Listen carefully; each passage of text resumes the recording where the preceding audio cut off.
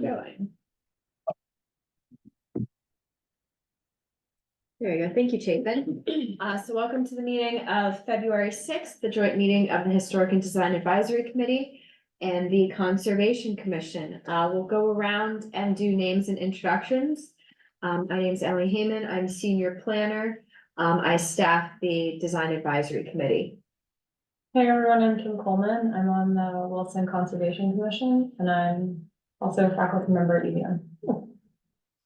Chapin Cater, and I'm actually here for public comment and for the first agenda item for that, but I also am on the planning. commission. I'm Emily Morton on the HDAC. John Marcotte, also on the HDAC. Chelsea Levis, so to call it the HDAC. Oh, yeah.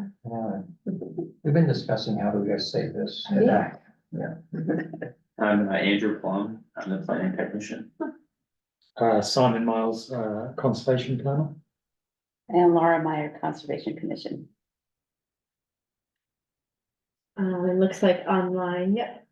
Yep, Terry Marin from the Conservation Commission.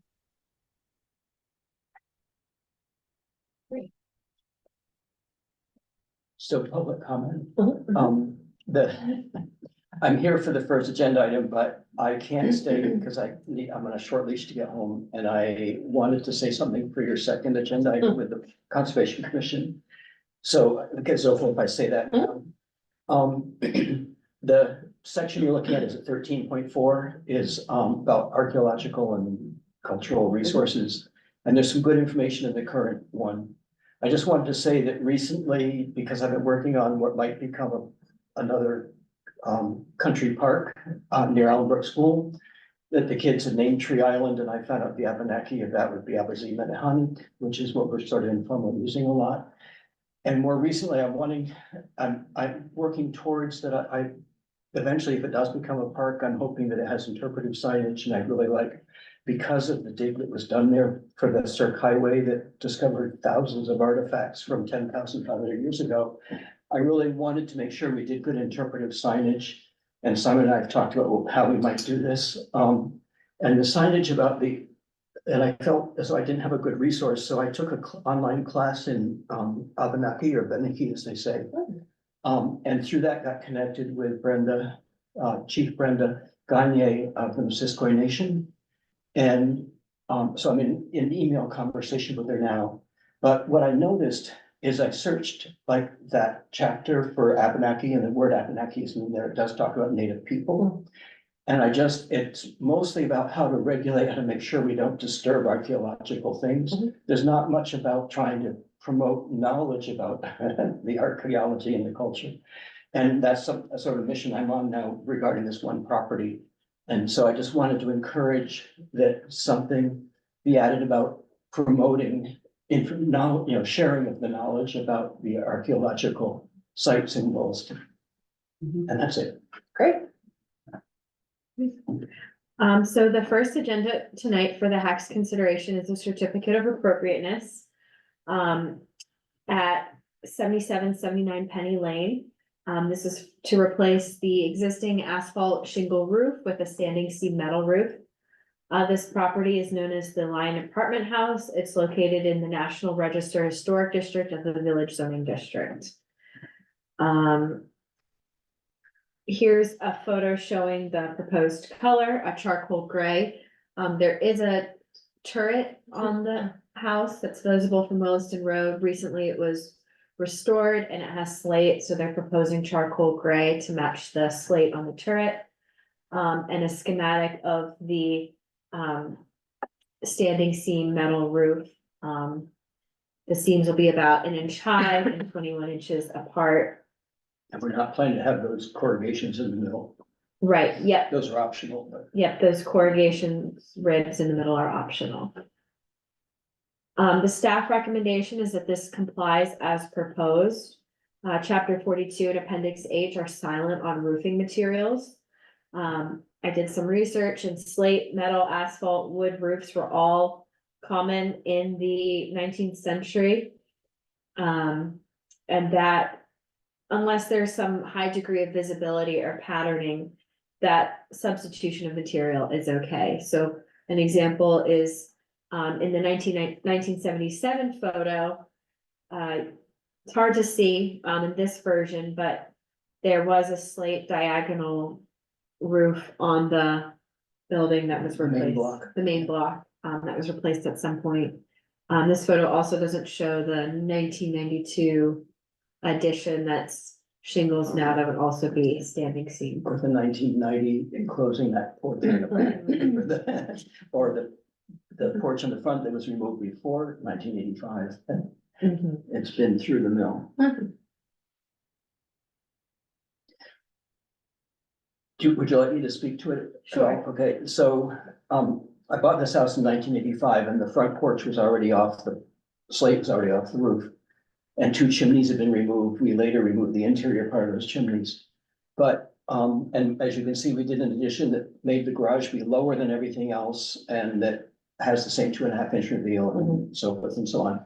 The windows are 1/1 in the turret, which we think was kind of modern for 1894 when the turret was added. So we don't know about that, and they are 2/2 in the rest of the house, and so that's what we did in the addition. But the 2/2 is not probably from the beginning, from 1815, we don't think, it was probably 6/6. And so I'm wondering whether the diagonal slate and the 2/2 windows was a remodel in the middle of the 1800s prior to the Queen Anne, because that neither of those is a Queen Anne type particular thing.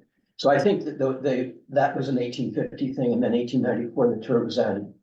And then the big change was it moved back from the road 400 feet and turned 90 degrees in 1957, more or less. I bought it in 1985, and my wife and I have been there ever since, and we've been through the hack process many times, and we're supportive of architectural things in general. We've been able to do a good job. My wife has advancing dementia, and our son and his family moved in with us. The 79 has gone away. The entrance that used to be 79 was our apartment upstairs, and when they moved in, we closed that entrance off and connected inside. And they remodeled the whole inside, and we had, is it Samantha Ford or Sam Ford? Sam Ford? We had Sam Ford come and analyze. She looked at how the nails were cut and all these things. And we moved the date back. We knew it was before 1830 because everything was bandsawn. But then when she looked at how the nails were cut, she thought the original was closer to 1815. She said before 1820 it was. But we found 4 places that the stairs have gone up. It's just a huge amount of change over the years. Anyway, that's just to give you some background that our son and daughter-in-law are going to be the permanent inhabitants here when my wife and I are gone. And the reason we replaced the slate a couple of years ago was that as we were remodeling for them to move in, there was leakage. And we thought it was the turret, and we replaced the slate at great cost, and it still leaks. So 2 years later, 3 years later, we realized we haven't been able to patch whatever's happening between the slate flashing and the rest of the roof. And so we really need to replace the shingles for that reason. And in the long run, I'd like to have solar on the back, and I'd like to not be replacing asphalt every so many years with solar on top of it. So the longer life of the standing seam metal. And I realize you don't need all this detail, but I thought it might give some perspective on the things you're dealing with all the time with people wanting to change materials. Where if we could do it quickly and easily and affordably, slate would be fine with us. In the end, we're gonna have to do something on the addition too, and that was never slate, of course. And so we thought if we want to be consistent through the rest of the house, we should do standing seam metal. And that's sort of halfway between asphalt and slate in terms of historicness. And given that this house has so many changes, the 2/2 windows, the turret, and everything else, we felt we were probably in an okay space. So that's the long explanation. We like a standing seam roof. Yeah, we've approved those lots of times before. Yeah, my big question was what, I didn't remember what the additions looked like at your house. I don't think I've been there in 25 years. But yeah, you guys have done such excellent work with the turret, and obviously the rest of the house has seen a lot of different changes and renovations over the years that I liked the idea of planning to have the rest of the house be one Yes, material. and so I don't this, know what you guys the thought. replacement slate, this picture that is a little bit lighter, the replacement slate we could get that was good to work with is darker than that. It's like a dark gray. Mm. It's not as dark as what's on the what used to be the restaurant over here. But it's fairly dark. The more, just the more recent picture have the new slate on it. We Oh, approved no. that. Anyway. Yeah, I remember that. Yeah. It's a little more dark and, we're just trying to match that so there's no color difference. Yeah. And of course, from the road, the only thing you can see is the turret. You can't see the rest of the house, but that's not really material. From a sustainability and a solar panel standpoint, that's also a great choice, so. I wouldn't have any concerns. I think it would blend in nicely. It's a long-lasting product for sure. I just can't see any reason why I would not oppose it at all. Yeah, I'm thankful. I'm sorry the turret leaked. Yeah. I'm not, you know, that they're prevented, but I think that's a great option. You've done such justice to that part of the house that let's just keep going, so. Yeah, I think we're all thumbs up. Yep. All right, sounds good. Thanks, So this Jason. will go to the DRB on February 13th with a recommendation for approval. Thank you very much, and I'm sorry to run. I will be on Zoom for planning later. See you later, Chapin. Thanks, Jason, All right, and for your comments too. Yeah. so up next, is our discussion about, the town plan and specifically archaeology. So chapter 13 talks about cultural resources, particularly archaeology. And I provided some additional resources, from the state. It's a pretty brief section of the town plan. It calls for, all development planning projects should be evaluated to determine their potential impact for archaeology and whether there's a need for preservation action prior to site development. So some projects that go through a state permitting process or federal review have an archaeology review. There are some projects that fall below those thresholds where, you know, archaeology kind of falls between the gaps. Utilize the assistance of the Vermont Division of Historic Preservation in evaluating potential impacts to archaeological resources. Consider the appointment of an archaeologist to the Conservation Commission. Leverage outside funding to conduct archaeological surveys or protect resources.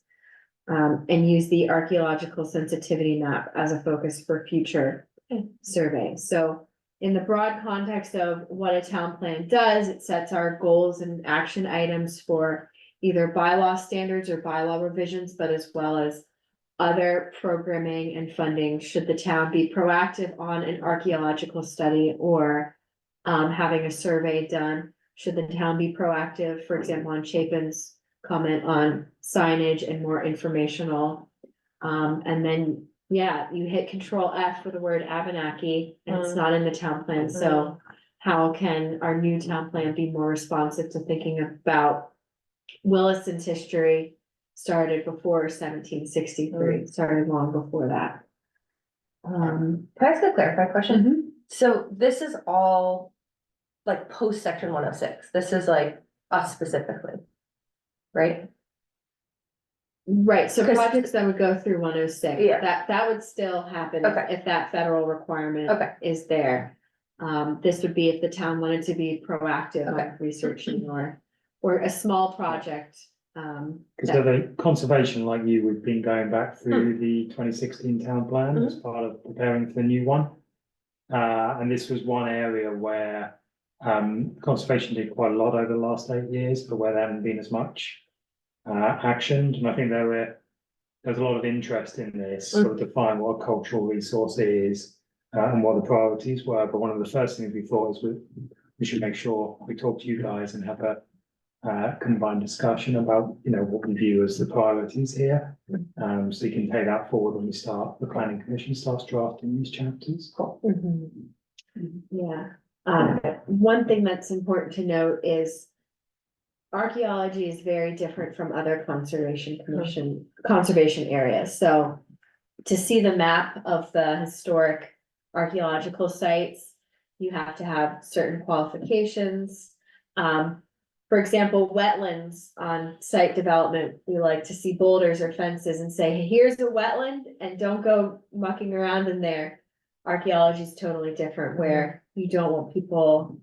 I don't even think we can get it from the state, right? Like, we can't see it. Right, yet someone would have to be meeting the Secretary of the Interior Mhm. standards, which is having a degree. Yeah. And being practicing in the field of archaeology, I'm not gonna have that.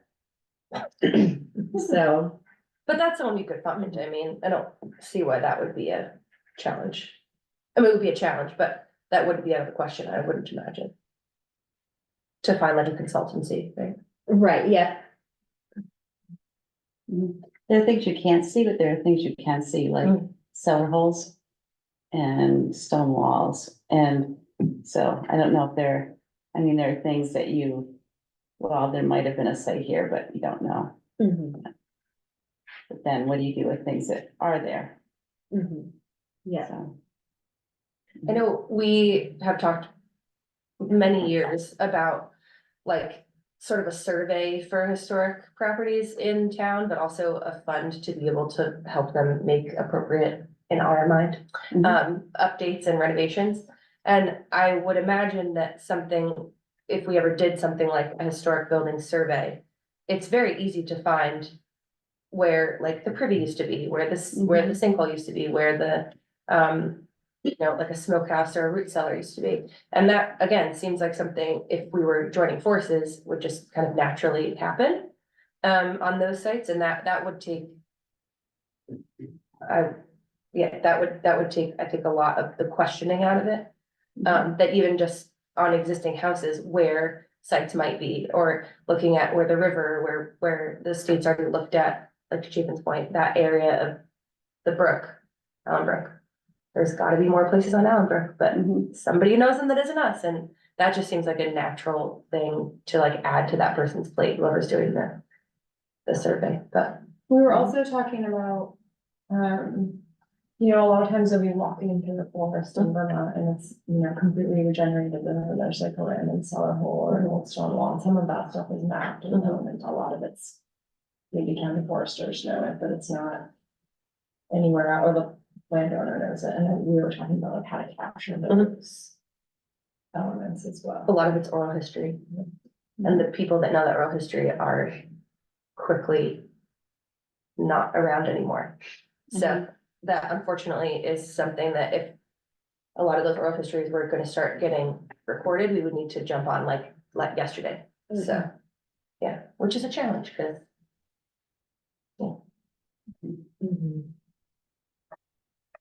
what have you guys talked about adding or subtracting from this chapter already? Or is this the first time you're also discussing? So it's the first time we're discussing in Okay. detail. I think we wanted to talk to you about it.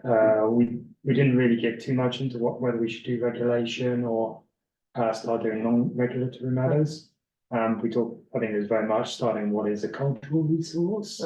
Like Kim was talking about cellar holes. I mean, I'm sure if Chapin was still here, he'd tell you we've got a great cellar hole at Buzzing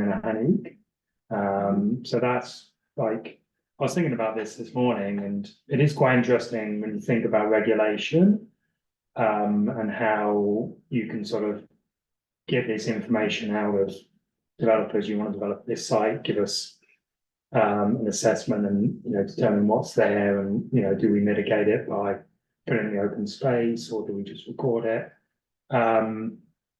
But then you still end up with like a dry report that sits on a server somewhere versus what Chapin was talking about, which was bringing that knowledge out. His pass was one I actually thought would work quite well, because at Buzzing and Hannock, you go up and you sort of look out over the Allen Brook, and you can see quite a lot of different things, and it could be quite a location. Maybe the town start thinking about, should we try and get some grant funding to try and bring this archaeological information that we already have to life. The other obvious example to me is Catamount. We did. What an is that cistern? What is it? Exactly, all these little things, but what I really like about Catamount is that we did an archaeological assessment as part of the acquisition, which talks about like, these are the areas where you might have Abenaki sort of remains. You know, you've got the lookout where, you know, the urban legend is they went to monitor traffic on the river. But that's like one site where the use is interesting right up till present day. You go right up to, you know, although they'd never allow it, like Jim and Lucy on the last interpretive board, making it into the centre. So none of that's really regulation, but it is something that I think could be quite rewarding for the town plan government. Yeah, and we also, I'm Eric Howe, by the way, the Conservation Commission, sorry, I was a little bit late. We also looked at, in the town plan 13.4.1, which is, that says that all development and planning projects should be evaluated to determine the potential for impacting archaeological resources, and if there's any preservation action prior to site development. We, in our role, we have never had the capacity or even really considered it. It's not even like an option on our checklist of things to look at. And so that's one of the questions we were wondering is it your role or whose role is it? Because if it's our role, we haven't been doing our job. Right. Good question. So there's no standard in the bylaw right now to do an archaeological report. We have to, you know, amend the bylaw, and then whether it fall to a conservation commission or the historic committee is TBD.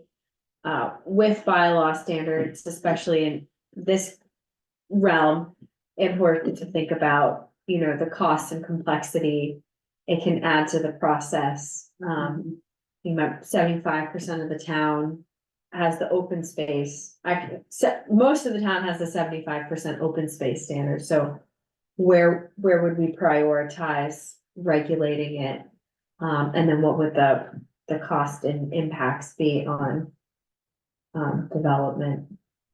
I mean, when we do our conservation area appraisals, we already have like a series of conservation areas, wetlands, wildlife habitat, and the various sort of unique natural communities and things like that, and view sheds. And the ARZD, we have the 75% requirement, which you put in the open space, but even with those ones we have already, they very rarely line up nicely. So you're always like looking at what's the priority here. And so we have to think about how that sort of fit in with the rest of those conservation areas, because obviously if it goes in the open space, then it's preserved. But how does that compare against things like wetlands and wildlife habitat and that sort of thing? How do we access what's already been done? You have to be an archaeologist, that's what I'm understanding. There's like a state, there, at one point, somebody from the state came in, Eric, do you remember this? It was like pre-COVID, and they have a GIS layer. Yeah, that's what I imagine, yeah. Yeah, and but I don't know what the standards are for like looking at that, and they would not like even pull it up in the room for us. Yeah. Why is that? Why? Because people may pilfer. Oh, for right, goodness sakes. right, like Oh, the there's, public information? Cool. there's like the risk that then somebody would be like, oh, cool. I'm gonna go get that. Big, yeah, right, That- exactly. It makes Like, sense, but. Yeah. And so I'm not sure that, like, I think if you got access to it, you would be able to look at it. But then would you be able to be like, hey, Conservation Commission, Yeah. here's the information that. But it has to be, like, the planning department has to be able to ask for that information, right? If it concerns the town that you're planning, right? No? To some extent, but we can't like share it. So the folks at the state would probably let us see a map with the understanding that we wouldn't disseminate it publicly, Okay. share it, screen share it in a meeting, or make it part of like a public meeting process. But say, for example, we know from the Cirque Highway project and what we know about indigenous peoples, that Allen Brook area was a hot spot. So we know in general, there's a couple places in town where there's plausibly more sites if we do more research. So a policy statement in the town plan could be, you know, we know these general areas, do more town proactively go do more archaeology, find more sites, maybe there's more interpretive signage, or you're having like an archaeology, park kind of thing. My memory also was that the cost of doing the like the archaeology survey Mhm. was extremely high, Oh, and yeah. the recommendation was it'll probably be, you will probably find things. It might behoove you to just plan to put down the special textile and not actually do the survey. Do you remember that? Cover it and protect it. Yeah, Mhm. right, and then. What is the textiles? It like keeps the soil from compressing, Okay. and this is like, I'm pulling it's You're doing better than me. completely Yeah. possible. I got Jess Robinson, who's a state archaeologist who came in to speak to us, but that's about all I remember from our conversation. It is possibly that I'm misremembering, this is a while ago, but that's my memory, is that they said it's probably gonna be really expensive. You're probably gonna pay a lot of money for us to say, yes, it's here, cover it with this textile, so why don't you just cover it with the textile anyway? And then, I don't know if that happened. At Catamount, maybe, yes. I don't know if we cover stuff with textile, we had the prohibition on it digging, Yeah. and now we can't. Under Act 250, we can't even dig a hole for a sign without getting a permit from them. So they will be looking at everything very closely. Yeah. And I think Catamount areas that are more sensitive than others. So I think some of the signs or trail bridges Mm. were gonna be more accepted than others. I It mean- seems like a blanket, which is what we're talking about today, but some blanket policy of if you are trying to build in these areas, or if you are trying to build and discover anything archaeological at all work stops, then it gets evaluated, which I understand what section 106 is, basically, right? I think so. Yeah. So basically following that, but we can say similarly to us having different zoning districts, we can have plotted out plausible and probable archaeological districts. And if you're trying to build something in that area, we maybe require you to do shovel test pits or whatever, but I don't think without information where we already know digs happened, and that sounds like it's not gonna happen. It has to be a blanket statement, and I think I would not speak for you both, but I definitely see the value in that. But like, how do we make it that the new U-Haul building didn't need to do shovel test pits? Like, that seems ridiculous. But maybe it's not, I don't know, maybe that's like we should have done that, and we've now covered up an Abenaki village, I don't know, but I think that's gonna be our issue here, because we don't have any data to go from, it sounds like, except for obviously the spot that's already being used or already being worked on. I think the Abenakis would have supported U-Haul, because they did a lot of moving around and stuff. Yeah, so they anyways. would have seen something. Would have been something they'd support. Yeah, But as an example. one of my first things that pops in my head is just the expense. You know, who's gonna get this expense put on them? What type of project, what size of project? And not just the expense, but also the time element. It's obviously a lengthy process. If something was to happen, and potentially a lot of money. And we are trying to encourage smart housing. And I want to be careful about putting up roadblocks. Something like Chapin talked about makes perfect sense. But it almost sounds like it would be actually hard to go in there and do an interpretive site. If you talk about, we can't even dig a hole, put a sign in, or. I think for that one, that's a different site, Okay. Buzzing and Annie, but I don't think they're saying you can't do anything. I think they're saying you need to establish what's gonna happen, and obviously, say your example, digging a foundation for a U-Haul building is significantly different than digging a hole for a post. Yeah, But, yeah, I mean, you're right, you know, we do have a lot of information at some of these existing sites, particularly in the circ, which would be hugely beneficial. We'd probably do it off the basis of what we already know. And I wonder if like, almost like a virtual, presentation of that site somehow was created. And the school would have access to it, interested parties, if that is actually more useful than actually putting a sign in a field, depending upon what access that field or that sign would have to the general public. You know, is it on a walking trail? And maybe a walking trail wouldn't work there because it's an archaeological site. So I don't know if there's other things to consider, but. Yeah, we definitely have to consider making sure they're on public land, because we own it and that they're gonna be used by people. I think that area that Chapin's talking about is already pretty heavily used by the school children, and also people who live in that immediate neighborhood. So it would get used, and it's got pretty good parking, so. It being more widely known would be an issue. But to Emily's point too, not having people be like, oh, this is archaeological, I'll go try to dig and find something, you know, that's a delicate balance, so, yeah. I understand that side of it too. I like it. I like identifying the public spaces where we could get a grant or do something that encourages education. I think also to John's point, like I'm hesitant to put more regulation on top of homeowners, or, you know, like it doesn't feel like the direction of equitable or livable if we increase costs for people at this point. I think at least right now, it just feels like a undue burden, even though both things are important. I wonder, oh, sorry.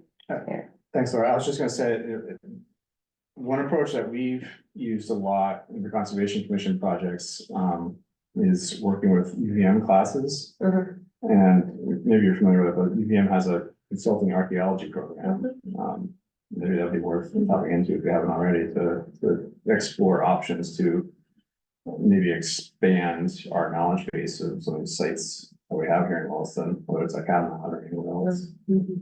Go ahead, Laura, I agree that usually when these sites are discovered, it's because somebody's repairing a bridge, right? Like the one in Richmond, they were repairing the bridge and found that, you know, all this information about this area, where they found all these, they could catalog all these, different items that they found there, but, yeah, I personally think that that's how you find them, because they're everywhere.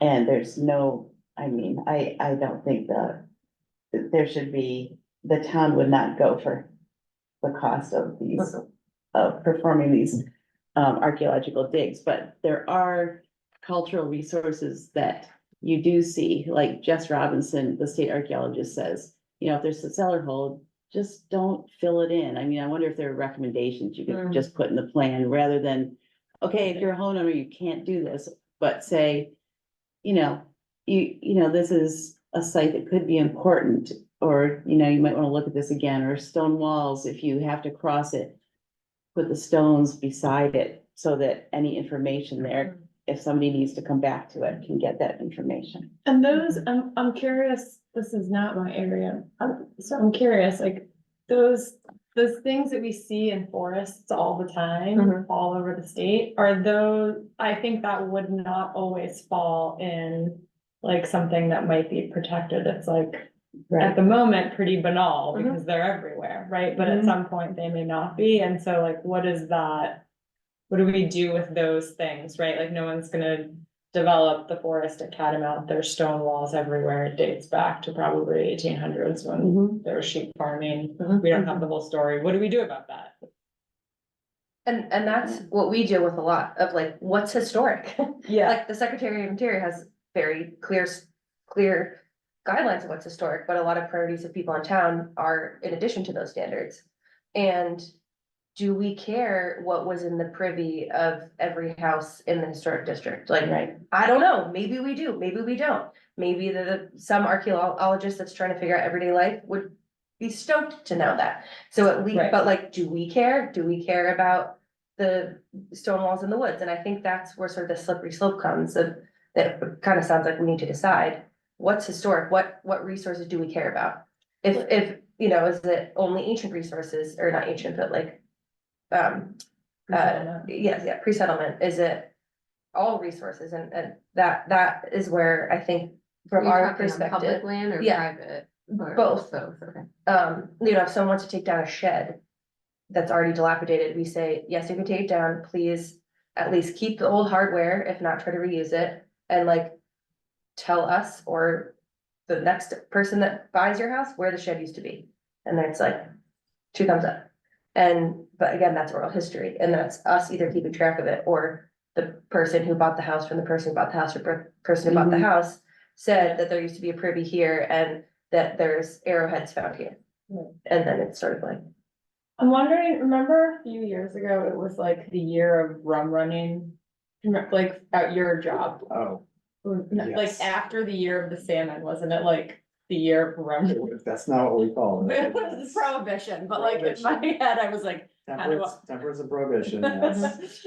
like, for that, it seems like cellar holes are super relevant and like there might be someone who's and studied. foundations. Yeah, so and I'm sure they're like all over the wood, I mean, I know they're all over the woods, right, but do we have a GIS layer of them, do we care about preserving them, I don't know. I think no one knows they exist. Foresters. Interesting student project. I know, Yeah. I'd be very interested, I think it would be more like education, might help people value that more, but I'm not sure where we decide, like, Yeah. don't touch it, you know? Cause if you have a big hole and you have a family of kids running around, like, Totally. you might choose to fill the hole, Uh-huh. Right. so. I think, but if you knew that it was this really cool artifact, you might put a fence or something, you know, Mhm. around it, but that's more education. I'm not sure how much foresters actually pay attention to some of that history. We have some land out in Williston and I've walked it with different foresters, county foresters and things, and none of them have ever brought up the history of that area. You know, we talk about the trees, the land, how the forest has evolved over many generations and what to be expected, but you know, even with all the stone walls and stuff, other than an acknowledgement that used to be a property line, probably, oftentimes, you know, they're really not discussed, and as to what is potentially under the ground or what was here as far as living people. Sure, but I Has think not they come know up. where they are. Mm. Do you know what I mean? Like, I think if you asked Ethan, tell me 5 places where there are old cellar holes in the woods, he'd be like. "Wah, wah, wah, wah, wah." Mhm. Yeah, Mud Pond might be another area that's Mhm. underserved with Definitely education. stone walls, yeah. Mhm. In some of the public areas in town, like, you know, Mud Pond and places like this, makes perfect sense to, if realistic, to find some of the ancient history, of those places. Exactly how you do it, I don't really know. Some of them are, I guess you would kind of develop a feel for what typically the ancient cultures would have gravitated toward. Right. Those are the areas to expect. Other places, there's just kind of, call it generic land, which they may have walked over at some point to go from point A to point B, but nothing maybe really occurred there. I know in our land, you know, you can tell that previous Vermonters have been on it from farming and stuff. Going back, whatever, 150 or so years, you can tell from the type of stone walls and things like this. But, you know, it's probably not land like the Indians or something like that. Because it doesn't meet some of their criteria of being on like a waterway or something like that. So if you're gonna be identifying public spaces, like Mud Pond as an example, that's already owned by the town, state, whatever, or controlled by them. So doing something of some sort there to identify things could be interesting. I mean, I love history. But it's also, you've got to come up with the funding, so it's gonna be through grants or whatever. And that wouldn't impact a developer, big or small, whether somebody's looking to build a a one home lot someplace, or somebody putting in more than that. It's already owned by the public, so to speak, then that eliminates that hurdle. But do we need to get those things like evaluated ahead of time, or just if it comes up that someone wants to build? I think that's the big question too. And what do we care about? To your Exactly, point, like yeah. stone wall, yes or no, cellar hole, yes or no? Yeah. Stone wall of a certain time frame, Yeah. yes or no, right? Like, Yeah. So it's like undeveloped land that we're looking. That Yeah, the like- builder wants to build on. How much Right. do we care? Yeah, And we don't ask for anything currently. Is that true? well, about this. no, it About seems like upscale. no. Not at the local level. Yeah. If you're part of a federal review process, the section 106 comes into play. If you're in a state permitting process, some thresholds trigger state historic preservation, which is where state archaeology comes into review. But there's not like a local regulation, and from what I hear from talking with Jess Robinson, it's like if there's not like funding that backs it up, it can be incredibly burdensome on landowners and homeowners.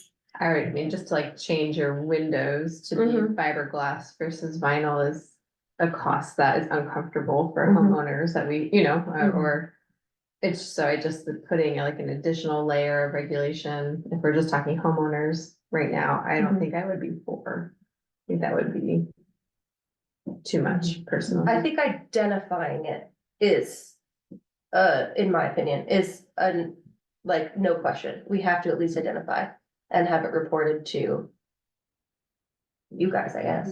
Someone that we know, to Laura's point, like, we know there's the sinkhole here, at least let someone know. So Who does that? Who would? with the homeowner, I imagine, would say, we know about this place on our property that allegedly, or we have found things in.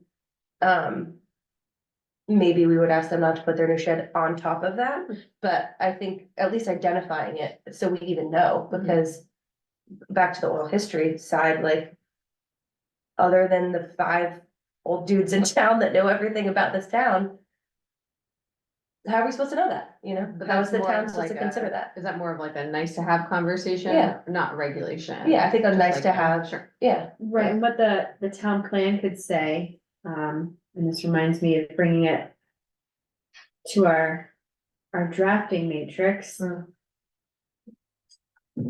So if the idea is collect oral history, okay, the goal is to know more about Williston's, more modern history post 1763, but also early indigenous cultures and oral history about farms and, these sort of not fully wilderness in Williston, but those like distant places and forests that might have these unique signs of human settlement. So the town could have a strategy to collect oral histories about the town. Right. Just as one example, so something that happened in the town that, this actually kind of connects to the rum running thing, the town that I grew up in. Ambition. I'm just gonna keep saying rum running. The prohibition was like, there's not alcohol here, but the thing that makes the cellar holes cool is that there was oh yeah, alcohol a whole lot of here. it, yeah. They were redoing like a previously abandoned school and they found a crypt. Yeah, and it turns out that the crypt was also used as part of the Underground Railroad. And it was like only through doing this construction that it was discovered, and then like all of this work went, and it was a ton of money. Yeah. But like, I don't know, I would hate for us to be like not thinking about that and then being like, well, we lost a bunch of things that were part of the Underground Railroad. Or something, I don't know. And at least if things are reported, you could look for trends. Yeah. That's how history works, if we can see that every single property owner, again, as an example, the historic district, all had X resource in the western corner of their property, if they're on this side of the Right, brook, and the right. eastern on that side, like, maybe we should take a look at that. Right.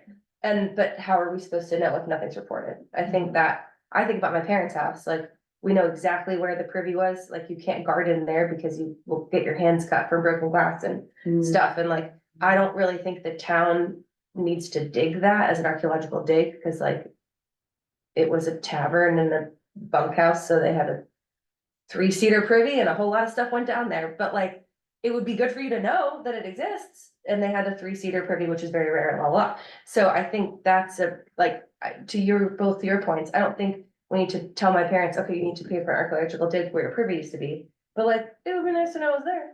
So would that fall like within the purview of the hack, you know, Yeah. to say like, if you, for public outreach or Yeah. just receiving. And then a framework on the planning side of things to actually log that information. Which seems like it would be optional, like, no press really force property owners to Just like give them story information, hour but and then you can exactly, just, and yeah. but we would have to Right, record it. yeah, cause somehow. there's like the regulation side of thing, Yeah. and then it's just like the pure curiosity Yeah. side of thing. And I think Is there that's where something cool about your historic the building? best historic preservation and the best conservation comes from Right. people taking passion in something, figuring out about their properties. Right. I wonder also with, thinking about, bigger development, if there's some sort of middle ground, like maybe we know that Taft Corners is going to be developed and we can't cap everything off because there's gotta be something happening underground to put in utilities, but maybe we're not combing the site on a 2-year archaeological dig that's incredibly expensive and time consuming, but also not having excavators blow through in 1 week and Mhm. dig 20 feet down. So could there be some sort of middle ground? A watching booth. You can have, like, if you know something's archaeological sensitive, but you're not going to preserve it in sight, just have an archaeologist there Mm. for, say, the couple of days that it's being excavated, and he or she can just pull things out. And that way you've Or got a say, I've seen record. nothing, yeah, either way, you know. Who pays for that archaeologist? Mhm. And if he Developer. spots something that is suspicious, what does it Stop cost to everything. shut that project down, possibly for months? Mhm. You know, there's double side. I mean, I'll tell you, I come from a developer's background, not a developer, but my dad was, and I know a lot of developers. So I'm sensitive, and I'm only speaking like devil's advocate here. Mhm. An awful lot of people, if you were to say, well, we would like to just walk your property before you start building, they're gonna say, no, we Right. don't want the Mhm. town here, because we don't know. You could see something that we don't, and all of a sudden our plans are all messed up, or my money's all messed up. They're very skeptical of allowing people on. There's some people who would just absolutely not let you on their land. So even if you make something as voluntary, because the town has some reason to suspect Mhm. that there could be something in this area, maybe there's something there, but to state, well, we would just request it, we can come through and we'll look over the land and superficially, and then kind of give you permission to go forward. And people are gonna say, no, they're just not gonna allow that. There's a lot of independence and stuff. And you're talking people's time and money. Mhm. So I mean, it's very personal to them. So, and I support history very much, but I can just see it from a different viewpoint also. I see some of the pitfalls of doing it. There's some people who will gladly let you come in, and look over their land. Starting with stuff that's already public land, like I stated earlier, is a very logical place Mhm.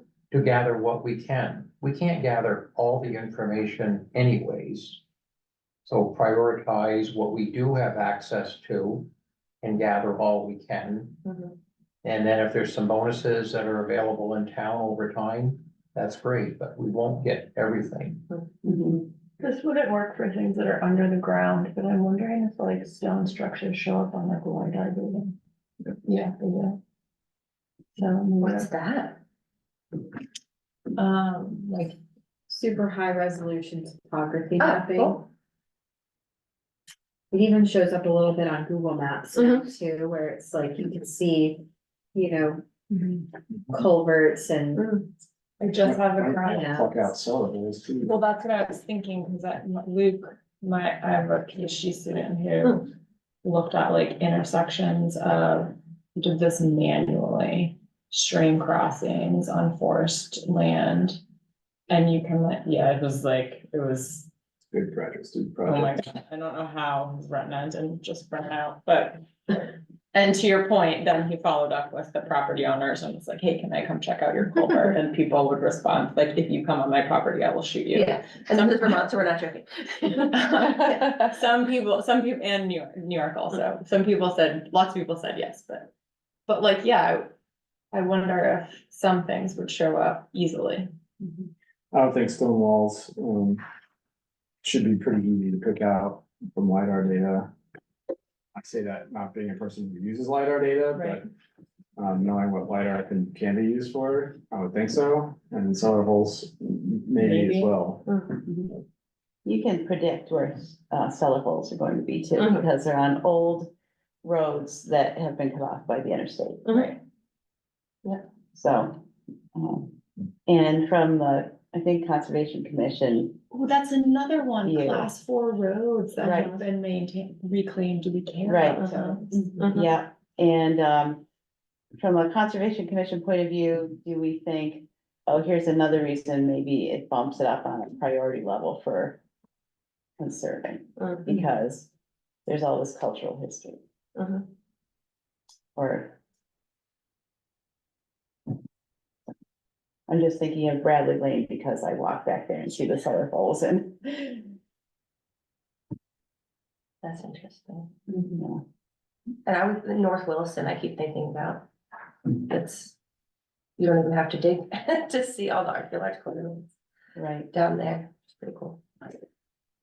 But they're not Native American remains, they're Mhm. Industrial Revolution remains, but still It's still It's interesting. still. part of cool and the old history, and historic, yeah, exactly. Yeah. I mean, town land, there are a lot of stories, and maybe those are all we need. Right, so maybe that's like what we take to Conservation Commission, it's like our purview is. Thinking about how to do interpretation on, supposedly, we're hiring an interpret person at some point in the future, so maybe we'll have even another faculty member whose area of expertise is that, but I don't know the timeline. Mhm. But Sanford does that a lot too. Mhm. Mhm. For the hack, I feel like our role has decreased with after form-based code in terms of time, like there might be more committee time to space out some collection of history in the town on like a committee level. That could be added maybe to the hacks role. Something we keep talking about. Yeah. At some point, we're gonna have to do it. We have a few things like that. Oh, yeah, right. Yeah, and recapping that, thinking about all of the town plan goals, like there's a lot of need to engage with homeowners on energy efficiency upgrades that people can do and access to solar incentives and doing, kind of DIY archaeology to understand the history of your property or the history of your historic home and how it evolved. So it's this community messaging with landowners in town. And then there's this other programmatic side of the town. Should there be a priority list of where the town should get grant money or spend some money on an archaeological survey? Or doing interpretive signage and create that priority order. And then with regulation, thinking about what would the cost and process be? Is it a process that the town could, equitably administer? Is it creating a burden for homeowners? Thinking about those considerations before adopting the standards. It's kind of like these three strategy areas, and then ancient history, the indigenous peoples, early American history, and then some of the more modern stuff, thinking about the running prohibition era. And class 4 roads reminds me, like, I know there's people in Vermont that like go to some of these prohibition routes and these old roads and dig and find old bottles and then sell them online for hundreds of dollars. So it's like, there's a lot of that too. So these, And different there's even like phases. different, isn't there like different types of class 4 roads? Some of them were like Ward 1812 restocking routes and like. Hmm. I hate to be the person who arrives late and is like, I need to get my daughter's chorus concert over to school. Ooh, fun. Just one other thing to think about on that thread is also the edge of the Champlain Sea. Yeah, Like, right. Yeah. Yeah. There's a lot of sites along those Whalebones. contours. Oh, yeah. All right, Coral reefs and nice to whatever. see you all. See Hi, the rest of you bright and early tomorrow morning. Yeah. Something you said and then I lost it, sorry. Correct, I know, oh no, before that. Oh, this is the Grinch. Where is this?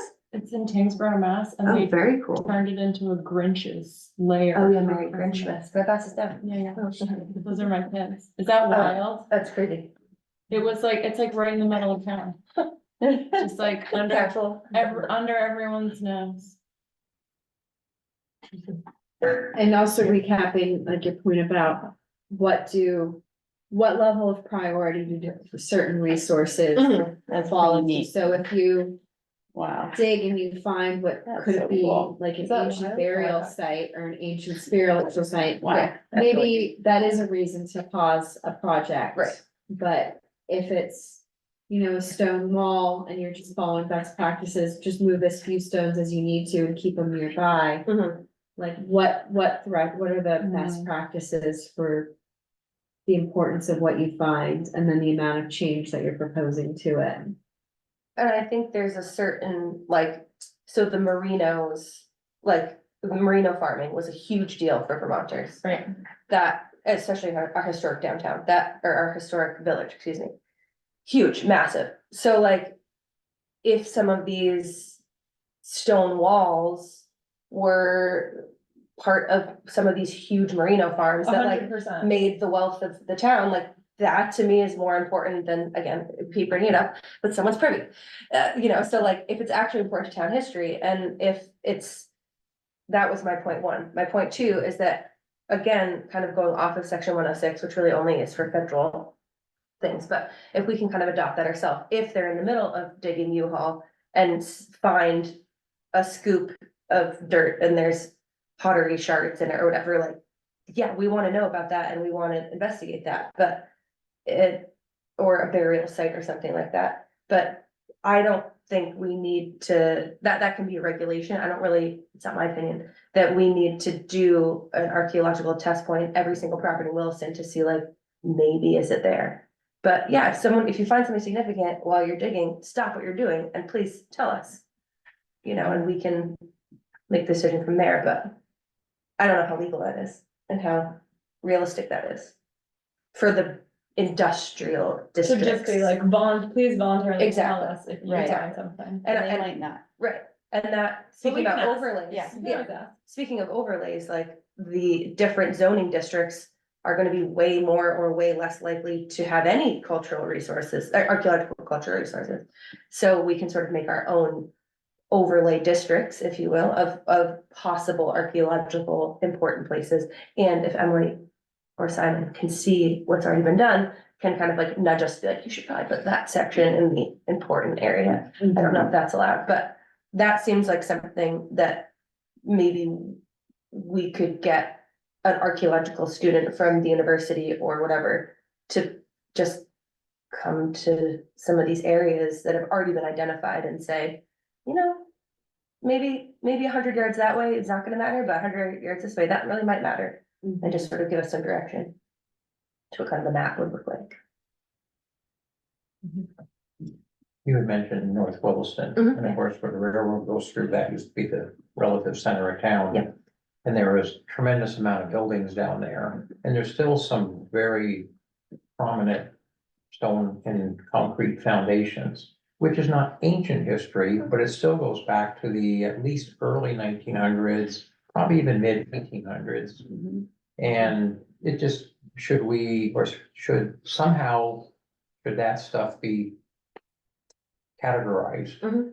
photographed, measured, whatever, put onto a map. Mhm. You know, exactly where it's there, well, it's still there, because it may not be there forever. Everything is growing up around them. I'm really into railroad stuff, so I happen to know a little bit about it. And I've had people who said, yeah, we have no clue where the station used to be in North Mhm. Williston. It's like, what do you mean? It's obvious. Just go down there in the springtime before it starts growing and Mhm. you can see the foundations and stuff, and you can tell where the freight house was, you can Mhm. tell where the old, milk plant, you know, was down there. Can't remember if there was an ice house. I don't remember if that's still the foundations at all there for that. That may not be, because that might have been totally wood Mm. without a concrete or a stone foundation, but Mhm. you know, some of this stuff is there. And that's, it may be on railroad property. I'm not exactly sure who owns what. But, you know, there used to be 3 tracks through there and beautiful, brick station and stuff and. But the bottom is still there. So if you wanna track things, start with some easy stuff Mhm. like that. Mhm. Just because it's easy doesn't mean it shouldn't be, it should be. I'm just saying that, you don't wanna ignore it just because it's easy right now, because it may not be easy in Totally. 25 years. Mhm. Which sounds a bit like the Abnaki property. We know it's there, it's existing, we're already trying to interpret it. We're already trying to do work towards conserving and educating based on that place. Maybe North Williston is the next priority or something like that. But in that example, you're the person for the job to say, this is this, this is this, this is this. You're gonna. And come to there's the gonna be- event and tell us yeah. about the stories and then. There's gonna be other people with different expertises around town that can be the person for the job for something different. And I feel like that should be prioritized. Do we have examples of, I know we're like running up on time, right, of other towns that have done this like really super well and what resources they've? I'll ask, that's one of my next questions. I'll ask Jess Robinson about, are there good examples? He gave me a bad example. Also useful. Also useful of Shelburne trying to have a regulation and then a homeowner tries to add like a home on their property and it got like destroyed because of, or their dreams just got crushed because they spent all the money on archaeology and they couldn't do anything. Oh, no, that's exactly what you don't want. Yeah, it was a Yeah. bad scenario of like having the regulation, but then not understanding like the risks and costs That's and right. structure that goes into it, Yeah. so. So But I'll ask if there's good examples. of just like, even like, who's done a good job of being like, this is the history of this town, and we maybe didn't save everything, but we have like lots of examples of a couple things and great interp, and those couple things are preserved. And I'd be curious to their systems to do that, like, Yeah, how do they do it, and can the town staff easily do that? Like, I And mean, is because there that kind money? of falls Yeah, to. is there money for it? Mhm. Yeah. Right, and is that town people money, or is that grant, State. like, yeah, or like Park Service, like Mm. that, the year that that basin programs like was the year of prohibition, all of the grant priorities were like, reason I know that is because I was like, how do I make my research align with this grant priority? Like, Mhm. so some of it's probably cyclical. yeah. Makes sense. I don't know if it's worth even considering just something as basic as just putting it out there to the public. If you have something on your property that That's cool. you feel has some historic significance Exactly. and you would allow the appropriate people to just come on and look at it and document it, you know, photographically or whatever. You know, maybe something like that would still turn up a few things that would at least be interesting without being too obtrusive on people's property and rights and things like that. And Mhm. And still remains optional. If someone doesn't I'm want sure their there's some property. public spirited people out there who would say, well, yeah, They're my cheap and- grandfather told me about Yeah, this, you totally. know, and Mhm. you know, those are very low cost or no cost type options. Mhm. They still give us some valuable history. Because you're never gonna get the 100% complete Mhm. history. It's just not possible, so Right. what is at least the low hanging fruit, if you wanna call it, if we can get something. With the mapping software, Emily, that you use, where you like pull up every parcel in Williston, does that have the capacity to like store photos and notes about things like in a category of like history? So when Chapin says that, somebody can include that, or is, yeah. Yes, yeah, like how you can pull up the property card. Do Yeah. historic resources, yeah, it does have that capacity. So if we were to, update a historic register, and now I'm curious too, like, how much of a historic register, if we updated that, would Yeah. cover. The more modern archaeology of Yeah. cellars and foundations and stone walls. And then that technology would have the opportunity to, that. The public information that you do want public could be. In that online catalog. I have to imagine that the Historical Society has something. I was just about to bring that up, Emily. Yeah. I just said, wow, I mean, the Historical Society would probably be a good source of information for us to start with. And then we live in a 1830s house, and we've had a friend come over here and do a little digging because every farm had a dump. And it wasn't on Redmond Road. And so he's been finding all sorts of bottles and Civil War pins and, great Wow. historical stuff, and sharing the information with us. And we have You also have like a last four. yes, we do. So, yeah, so that's, I'm sure things are along that trail, that path. So, yeah. But I think the Historical Society is a good. The town would like to know about those resources, Terry. Oh, I think they do. I think the Historical Yeah. Society does. And Exactly, yeah. yeah, and someone just wrote the Williston historical book, right? Didn't that come out a couple of years ago? Yeah, there was one. Yep. So right now, the Historical Society comes up once in the entire 127 pages of the town plan. Love it. And it references that the library also houses the collection of the Historical Society. So I think that is another gap of our town plan about how can we collaborate with the Historical Society? Are there other, there's the Vermont Historical Society as well. What other non-town entities should we be collaborating on history and archaeology, oral history? And collaborating with them and bringing them into the new town plan as well.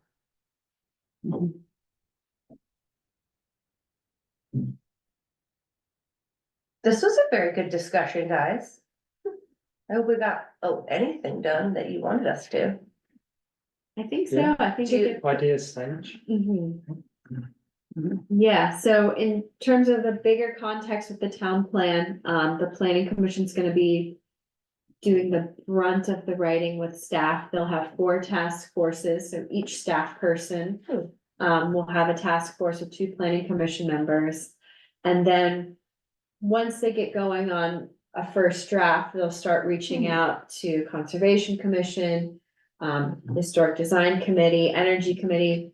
We're all kind of working on some of those more detailed, like Hack's been focusing recently on, the historic village and other goals. So we'll be collaborating with that task force. And I think this information is a good jumping off point for the task forces of where we should start to go with archaeology. And then we'll plug in, all right, when do we talk to the Historical Society or other state agencies? If you guys, a little homework assignment would be looking around at other communities, in Vermont or nationwide that has good archaeology in their town plan or their town programming, not necessarily just bylaws, but what are some of these grant mechanism, programmatic mechanisms that we could copy paste, basically. Find That would inspiration. also be a great intern project. Yeah. Definitely, yeah. Thinking that. There's still an anthropology department, right? There's just a historic preservation department. Yeah, and I actually have a meeting with Bob McCullough about town forest stuff, so maybe I bet he would know like what the right person to ask. But yes, there's still anthropology. Which technically is what archaeologists come out of. Right.